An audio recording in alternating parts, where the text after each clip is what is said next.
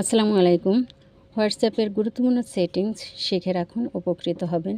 ভিডিওটি শেয়ার করে অন্যদের দেখার সুযোগ করে দেবেন। তো ফার্স্ট আপনি হোয়াটসঅ্যাপে চলে যাবেন। হোয়াটসঅ্যাপে গিয়ে আপনার হোয়াটসঅ্যাপের উপরে দেখবেন 3 ডট আছে, সে 3 ডটে ক্লিক করবেন।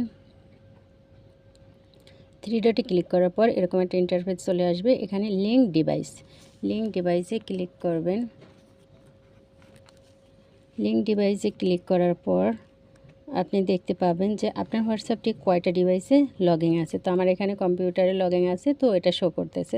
তো আপনার যদি মনে হয় যে অপরিচিত কোনো ডিভাইস শো করতেছে, তো আপনি ভাববেন সে আপনার মতো করেই আপনার হোয়াটসঅ্যাপটি মনিটরিং করতে পারতেছে।